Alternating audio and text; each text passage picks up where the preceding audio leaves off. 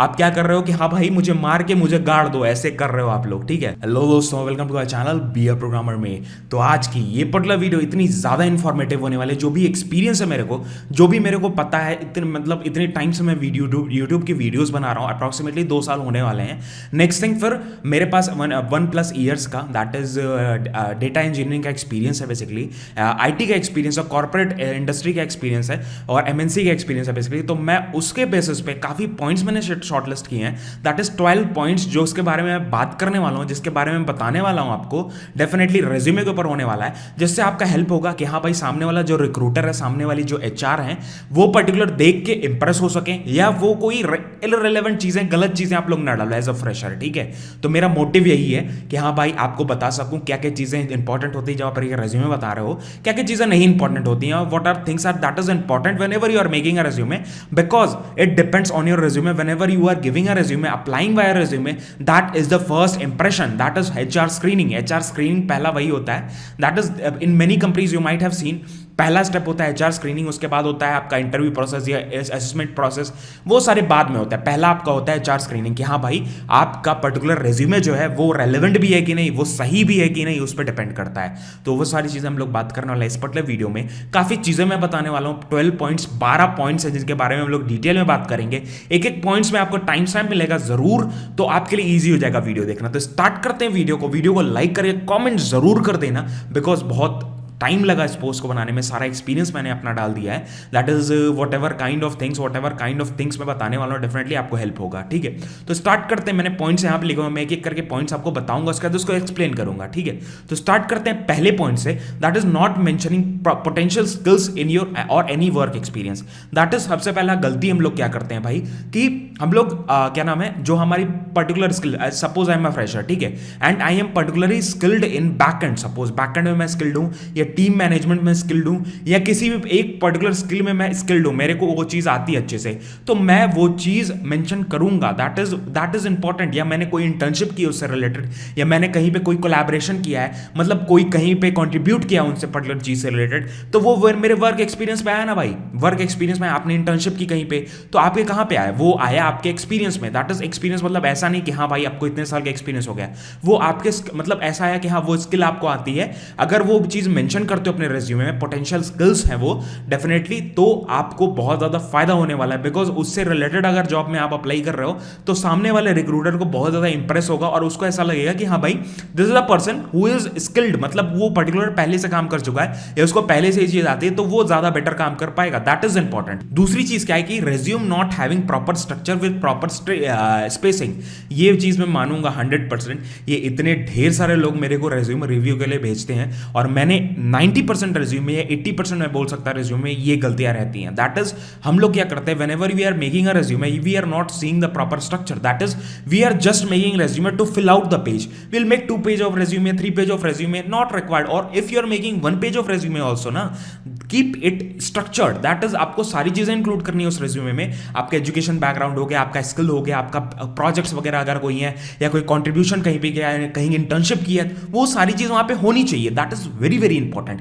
Next thing, आप लोग proper layout नहीं यूज करते। दैट इज मैंने पहले भी 2-3 वीडियोस रेज्यूमे के ऊपर बनाई हुई है, तो मैं क्या करूंगा, उसका एक प्लेलिस्ट बनाऊंगा, नीचे डिस्क्रिप्शन में आपको देने वाला हूं। दैट इज रेज्यूमे के ऊपर प्लेलिस्ट है वो सारे, मतलब वीडियोस है वो सारी, जिससे इतने ढेर सारे लोगों का पहले ही हेल्प हो चुका है। आपको स्ट्रक्चर के ऊपर देखना है तो स्ट्रक्चर के ऊपर है, आपको टेम्पलेट्स के ऊपर देखने वीडियोस, टेम्पलेट्स के ऊपर, आपको रेज्यूम रिव्यू के ऊपर वीडियो देखना है तो रेज्यूम रिव्यू के ऊपर है। जाके अभी जाके एनरोल करके, नीचे एनरोल नहीं मतलब फ्री ऑफ कॉस्ट वीडियोस है, जाके देखो, डेफिनेटली आपको हेल्प होगा, ठीक है। सारी चीजें मैंने बताई हुई है, तो वो चीज है। दैट इज प्रॉपर स्ट्रक्चर रखना बहुत ज्यादा जरूरी होता है कि भाई कोई चीज स्ट्रक्चर्ड रहेगी, सामने वो चीज स्ट्रक्चर्ड रखी हुई है, वो ज्यादा बेटर लगेगा। या ऐसे ही कुछ भी कहीं पे भी लिखा हुआ है, यहाँ पे इतना स्पेस है, यहाँ पे थोड़ा और ज्यादा स्पेस है, यहाँ पे कम स्पेस है, ऐसा नहीं अच्छा लगेगा। So there should be a proper structure, proper layout should be there of all the resumes, ठीक है। Next thing, using the same resume for all the application, सबसे कॉमन गलती, दैट इज अगर हम सपोर्ट के लिए अप्लाई कर रहे हैं तो सपोर्ट वाला रेज्यूमे होना चाहिए। हम लोग वहां पे अपना प्रोजेक्ट्स, टेक्निकल प्रोजेक्ट्स नहीं मेंशन करेंगे।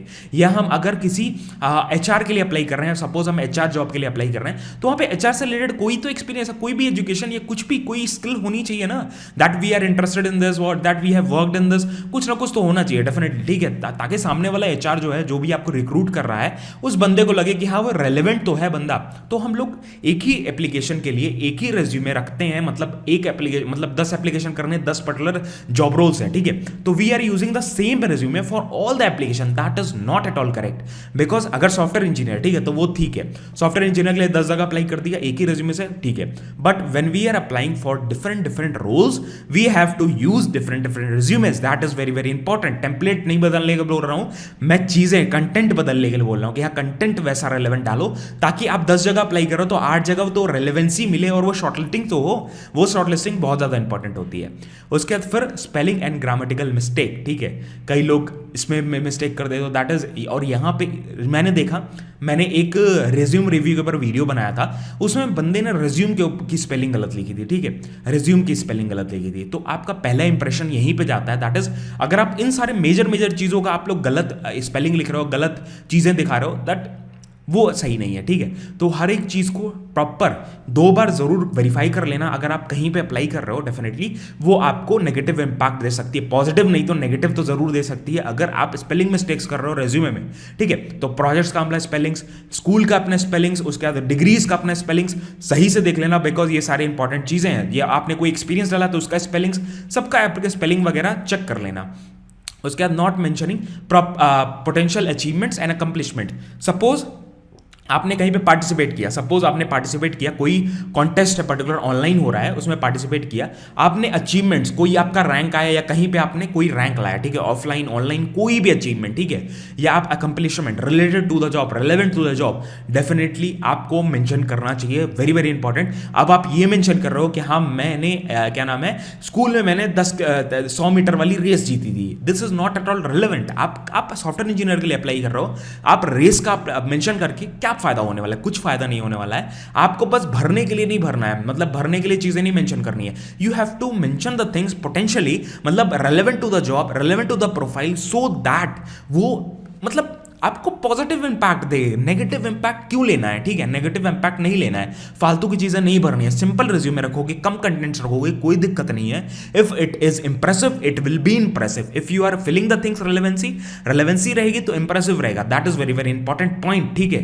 उसके बाद फिर that is try to keep the resume in 1 page, और इफ यू आर एक्सपीरियंस तो 2 पेज तक जा सकता है मैक्सिमम, ठीक है। 2 पेज से ज्यादा उतना ज्यादा प्रेफर्ड नहीं होता, ठीक है। तो मैं बताता हूं आपको, मैंने देखा है डेफिनेटली, मेरा एक दोस्त था, उसके ऊपर मैंने रिज्यूमे बनाया, मतलब उसने मेरे को रिज्यूमे दिखाया, ठीक है, 3 पेज का बंदे ने रिज्यूमे बना के रखा था, फिर मैंने वही 3 पेज के रिज्यूमे को 1 पेज में कन्वर्ट करके दिखाया था। उसके ऊपर वीडियो है प्रॉपर, वो डिस्क्रिप्शन में आपको मिल जाएगी, ठीक है, वो आप देख सकते हो कैसे मैंने कन्वर्ट किया, फालतू की चीजें भर के और सेम कंटेंट, सारे कंटेंट्स जो 3 पेज में थे ना, वो सारे 2 पेज मतलब 1 पेज वाले में थे। कैसे आया वो सारी चीजें मैंने बताई है, कैसे कैसे ट्रांसफॉर्म कर सकते हो, क्या क्या चीजें कहां डाली तो आपको हेल्प हुआ, वो सारी चीजें मैंने बनाई हुई है पहले से, वो आपको हेल्प हो सकती है। आप जाओ डिस्क्रिप्शन में उठाओ, डेफिनेटली हेल्प होगा, ठीक है। तो ये सारी चीजें इंपॉर्टेंट होती है। हमें चीजें भरने के लिए पेज नहीं भरना है, because when you are making a resume, अगर आप सपोज टेक्निकल प्रोफाइल के लिए जा रहे हो, ठीक है, तो 1 पेज में आप सब कुछ मेंशन कर सकते हो, नॉट एट ऑल रिक्वायर्ड कि हाँ भाई 10 पेज 2 पेज 3 पेज का रिक्वायरमेंट्स है। जब तक कि आपके पास 3 साल 4 साल 5 साल 6 साल का एक्सपीरियंस नहीं है, तब तक 2 पेज का रिक्वायरमेंट्स नहीं है, बिकॉज आपके पास मल्टीपल प्रोजेक्ट्स के, आपको मल्टीपल रोल्स का एक्सपीरियंस नहीं होगा, मल्टीपल प्रोजेक्ट के एक्सपीरियंस नहीं होंगे। 1 साल वाला बंदा एक फ्रेशर हो तो कितना एक्सपीरियंस होगा, ठीक है। तो डेफिनेटली उन सब चीजों का आपको ध्यान रखना है, बहुत ज्यादा इंपॉर्टेंट पॉइंट्स है ये रखो। आप लोग खुद ये गलतियां कर रहे होगे, आपका दोस्त कर रहा होगा, आपका भाई कर रहा होगा, आपकी बहन कर रही होगी, आपका बेटा कर रहा होगा, आपका कोई भी रिलेटिव कर रहा होगा, आप कर रहे होगे, डेफिनेटली सुधारो इन चीजों को, बहुत ज्यादा इंपॉर्टेंट होता है। मैंने खुद सीखा है इन सारी गलतियों से, ठीक है। पहले मैंने भी ये सारी गलतियां की हैं, लोगों ने, दोस्तों की देखी है, लोगों की देखी है, वहीं से सारी चीजें आपको बता रहा हूं, ठीक है। फिर उसके बाद not putting job description relevant keywords, because आजकल क्या होता है ना, आप लोग क्या करते हैं, that is we are not putting the relevant keywords, relevant skills that are mentioned in the job description. Suppose एक कंपनी है, उसमें जॉब डिस्क्रिप्शन मेंशन्ड है, उसमें मांगा हुआ है MS ऑफिस का, MS एक्सेल का। MS एक्सेल तो भाई आजकल इतना ज्यादा, मतलब एक क्या कहते हैं, संजीवनी बूटी हो गई है, बिकॉज भाई MS एक्सेल ये पर्टिकुलर स्किल अगर आपको नहीं आती है ना, ये संजीवनी बूटी, हर एक जॉब रोल की, हर एक किसी भी रोल के लिए जा रहे हो, ये संजीवनी बूटी है basically, that is MS Excel. अगर नहीं आता है भाई ना, तो अभी जाके सीख लो, डिस्क्रिप्शन में मैंने दिया हुआ है फ्री ऑफ कॉस्ट दो आपको कोर्सेज मिलेंगे। दैट इज एक तो है 90% डिस्काउंट में मिल रहा है, बहुत ज्यादा हेल्पफुल कोर्स है, सर्टिफिकेशन प्रोग्राम एडवांस एक्सेल का। दूसरा फ्री ऑफ कॉस्ट हिंदी में है, that is advance Excel formulas के ऊपर फ्री ऑफ कॉस्ट एनरोल कर सकते हो, सर्टिफिकेट उसमें भी है। नीचे जाओ डिस्क्रिप्शन में, अभी जाके उठा लो, अभी जाके सीखो, ठीक है। तो वो डेफिनेटली एक संजीवनी बूटी है। तो जब सपोज मान लो एमएस एक्सेल के बारे में पूछा है और हमने अगर मेंशन ही नहीं किया रेज्यूमे में, क्योंकि आजकल क्या हो रहा है ना, सपोज एक बड़ी एमएनसी दैट इज इन्फोसिस के लिए अप्लाई किया सपोज, ठीक है। तो आप लोग क्या होता है, आप अकेले नहीं अप्लाई कर रहे हो, आपके साथ हजारों लोग अप्लाई कर रहे हैं, एक कोई बंदा नहीं बैठा है वहां पे शॉर्टलिस्टिंग करने के लिए। तो आजकल एटीएस चल रहे हैं, that is application tracking system. आप जब अप्लाई करते हो तो वहीं पे एप्लीकेशन ट्रैकिंग सिस्टम जो क्या करता है, रेलेवेंट स्किल्स अगर आपके रेज्यूमे में मेंशन्ड है तो आपको शॉर्टलिस्ट करता है, अदरवाइज वो फॉर्म ही हटा देता है, ठीक है। That is very very important. ये चीजें आपको सीखनी पड़ेंगी। हर एक जो भी मैं वीडियो बनाता हूं सारी चीजों में मैं ये चीज बोलता हूं, हर एक चीज में मैं ये चीज बताता हूं, ठीक है, हर एक चीज बताता हूं। तभी भी लोग गलती करते हो, तभी भी लोग शॉर्टलिस्टिंग क्यों नहीं हो रही है, बिकॉज हम लोग ये चीज फॉलो ही नहीं कर रहे हैं। फॉलो ही नहीं करेंगे तो कहां चीजें होंगी, ठीक है। तो ये सारी चीजें इंपॉर्टेंट है, ये मैंने बता दिया। उसके बाद ऐसे रेलेवेंट स्किल्स, रेलेवेंट कीवर्ड्स जरूर होने चाहिए उसमें, बहुत ज्यादा इंपॉर्टेंट है। उसके बाद फिर लाइंग ऑन रेज्यूमे बहुत लोग करते हो, ठीक है। बहुत लोग क्या करेंगे कि इररिलेवेंट जॉब स्किल्स, इररिलेवेंट क्या नाम है, if you are not skilled at anything don't put in your resume that you are creating. आप अपने कबर के लिए गड्ढा खोद रहे हो भाई, गड्ढा खोद रहे हो अपने लिए। आप क्या कर रहे हो कि हाँ भाई मुझे मार के मुझे गाड़ दो, ऐसे कर रहे हो आप लोग, ठीक है। अगर आपको वो स्किल नहीं आती है, आपको स्किल के बारे में नहीं आइडिया है, आपको उसके बारे में नॉलेज नहीं है, आप उसमें डाल दिया ना रेज्यूमे में, तो उसमें क्वेश्चंस उठेंगे, क्वेश्चंस उसमें पूछे गए अगर, तो आपको एक्सप्लेन करना पड़ेगा। नहीं एक्सप्लेन कर पाए उस पर क्वेश्चन सुनेंगे, क्यों आपने मेंशन किया, वहां पे नेगेटिव इंपैक्ट क्रिएट होता है और आपके रिजेक्शन के लिए आप लोग खुद गड्ढा खोद दिए हो और वो चीज कर रहे हो। सो इट इज इंपॉर्टेंट कि रिलेवेंट चीजें डालो। अगर आपको एक स्किल आती है बस, मेरी पहली जॉब जब लगी थी ना, तो मैंने क्या किया था, मैंने बस सी लैंग्वेज और C++ मेंशन किया था, बिकॉज मेरे को और सारे लैंग्वेजेस का उतना आइडिया नहीं था, उतना कॉन्फिडेंट नहीं था। और मेरे को PHP में मैंने काम किया हुआ है, तो PHP में मैंने प्रॉपर काम किया हुआ है, मतलब अच्छे से काम किया, प्रोजेक्ट्स वगैरह बनाए हुए हैं। तो PHP का आइडिया, तो PHP डाला था कि हाँ PHP में मैंने ये प्रोजेक्ट्स बनाए हैं, बट मैं PHP के ऊपर इंटरव्यू नहीं देना चाहता था, दैट इज C और C++ पर डाला था। तो उसके ऊपर मेरी जॉब, उसके ऊपर मेरा इंटरव्यू चला था। तो इंपॉर्टेंट है कि भाई रेलेवेंट स्किल्स डालो, बिकॉज उसके पहले मैंने जो रेज्यूमे बनाया था ना, उसमें मैंने इतने ढेर सारे स्किल्स डाल दिए थे कि वहीं पे वो रिजेक्शन हो गया और इतने ढेर सारे क्वेश्चंस मेरे से इंटरव्यू में पूछे गए, वहीं पे मैं रिजेक्ट हो गया। So that is very very important. आप लोग को ये गलतियां नहीं करनी है। मैंने खुद अपना एक्सपीरियंस वीडियो एक बनाया हुआ है, that is on my vlog channel basically, जहां पे मैंने बताया हुआ है कि I failed my first interview, first job में फेल हुआ था, कैसे फेल हुआ था, वो सारी चीजें मैंने एक्सप्लेन की हुई है प्रॉपर डिटेल में। तो वो भी देख सकते हो जाके, अगर लिंक चाहिए तो कॉमेंट करके बोल देना, मैं पिन कर दूंगा डिस्क्रिप्शन में, ठीक है। उसके बाद बहुत ज्यादा जरूरी, बहुत इंपॉर्टेंट पॉइंट्स हैं ये। उसके बाद नेक्स्ट पॉइंट क्या है कि इनकम्प्लीट कॉन्टैक्ट इन्फॉर्मेशन। अब सपोज आपने कभी भी आप अप्लाई कर रहे हो, कभी भी रेज्यूमे से अप्लाई करो, कभी भी किसी को रेज्यूमे भेज रहे हो, तो contact information that is email ID सही से रखना इंपॉर्टेंट है। उसके बाद अपना फोन नंबर सही से रखना, दैट इज जिस पे कॉन्टैक्ट हो सके, मतलब ऐसा नहीं उसका आउटगोइंग सर्विसेज बंद है, वो आपने डाल दिया, तो वो चीज मत करना, वो चीज बहुत ज्यादा इंपॉर्टेंट पॉइंट है, ठीक है। उसके बाद फिर क्या है, not paying professional resume profile photo.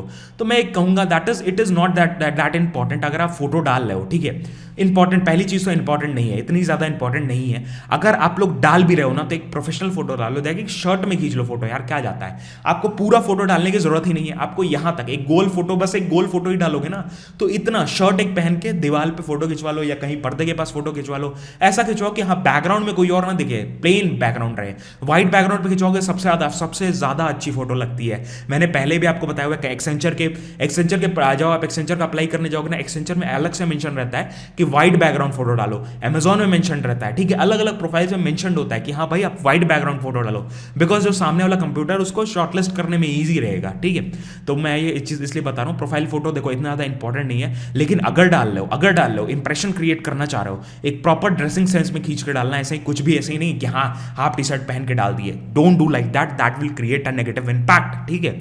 उसके बाद फिर क्या पॉइंट है, that is not putting live hosted project links, ठीक है, to show your work experience. That is, ये मैंने गलती खुद की हुई है, that is I made a project और मैंने क्या किया कि उस समय वो लाइव नहीं था, दैट इज एक होस्टेड, मतलब एक ऑनलाइन एप्लीकेशन था बेसिकली, जो मैंने अपने लोकल होस्ट पे होस्ट किया हुआ था, बट मैंने ऑनलाइन नहीं होस्ट किया था, ठीक है। तो बहुत ढेर सारे आजकल फ्री होस्टिंग साइट्स हैं, W3 होस्ट हो गया, वेब जीरो होस्ट, मतलब डिफरेंट हीरोकू हो गया, डिफरेंट होस्ट हैं, गिटहब के IO पेजेस होते हैं, ठीक है, डिफरेंट होस्ट हैं जहां पे आप फ्री ऑफ कॉस्ट होस्ट कर सकते सकते हो। अगर इंटरव्यू होने वाला है, आपको पता है आपका इंटरव्यू होने वाला है, तो आप 1 महीने पहले, 10 दिन पहले, 20 दिन पहले वो चीज़ होस्ट करके रख लो, बिकॉज वो सामने वाले को दिखा के इंप्रेशन क्रिएट करना है भाई। वो बहुत इतना ज़्यादा हेल्प करेगा ना, वो अगर कर दिए ना आप, इतना ज़्यादा इंपैक्ट क्रिएट होगा और आपकी शॉर्टलिस्टिंग वहीं हो सकती है, वहीं पे आप सेलेक्ट हो सकते हो अगर आपने ये कर दिया।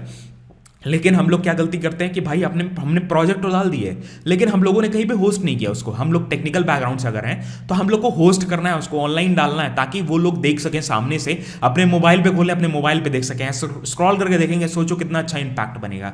उसके बाद दूसरा लास्ट पॉइंट है, that is not describing the project and experience with the crisp and summary. मतलब हम लोग को point by point, suppose we have done a project, suppose मैंने यूट्यूब से ही कोई प्रोजेक्ट किया सपोज, ठीक है, तो मैं क्या करूंगा, I have to make point summary. पहले चीज तो एक टॉपिक डालूंगा, that this was a project, that is the heading of the project. उसके बाद एक शॉर्ट समरी डालूंगा, उसके पॉइंट बाय पॉइंट में टेक्नोलॉजीज हो गया, उसके बाद क्या काम करता है प्रोजेक्ट, किस लिए बनाया था, वो सारी चीजें मैं मेंशन करूंगा, ठीक है। अगर मैं नहीं मेंशन करता हूं, पूरा एक पैराग्राफ ही लिख देता हूं, तो वहां पे इशू है, ठीक है, दैट इज द इशू। वो चीजें आपको समझ में आती हैं, क्रिस्प चीजें डालनी है। अगर आपने कहीं काम भी किया, सपोज आपका कोई एक इंटर्नशिप एक्सपीरियंस है, आप एज एचआर डाल रहे हो या एज ऑपरेशन एग्जीक्यूटिव जा रहे हो, सपोज आपने पहले कहीं इंटर्नशिप की हुई, तो वो भी आपको क्या नाम है, पर्टिकुलर पॉइंट बाय पॉइंट वो एक्सपीरियंस को वहां पे मेंशन करना है, पॉइंट्स मेंशन करने हैं, ताकि सामने वाले बंदे को पढ़ने में अच्छा लगे। ऐसे नहीं पैराग्राफ मेंशन कर दिया, सामने वाला बंदा पढ़ेगा ही नहीं। सो यही सारी चीजें थी। मैंने ढेर सारी वीडियोस पहले ही डाली हुई रेज्यूमे के ऊपर, मैं एक प्लेलिस्ट बना दूंगा, दैट इज जो प्रीवियस वीडियोस है वो भी इस प्लेलिस्ट में ऐड करके आपको ये प्लेस भी दे दूंगा डेफिनेटली, जो आपके लिए हेल्पफुल होगा। और भी चीजें हैं जो मैं आपको बताना चाह रहा हूं, डेफिनेटली ऐसे ही फॉलो करते रहो चैनल को, डेफिनेटली आती रहेंगी चीजें। मेरे को पता है बहुत ज्यादा लोग इस वीडियो को लाइक नहीं करोगे, कमेंट नहीं करोगे, बट डेफिनेटली जो लोग यहां तक देख रहे हो वीडियो, प्लीज लाइक करके कमेंट करके मेरे को बताना watch till the end and you like the video, ठीक है। अगर लाइक करते हो लाइक कर देना, अगर कोई कमी लगी हो तो वो भी बता देना। मिलते हैं आपको नेक्स्ट वीडियो में। फ्री रिसोर्सेज कितने ढेर सारे मैंने शेयर कर दिए अपने देसी मास्टर, मेरा एक वेबसाइट है जहां पे मैं शेयर करता रहता हूं। अगर इस पर्टिकुलर वीडियो में आपको देसी मास्टर नॉर्मल गूगल पे सर्च करोगे तो आपको वेबसाइट मिल जाएगी।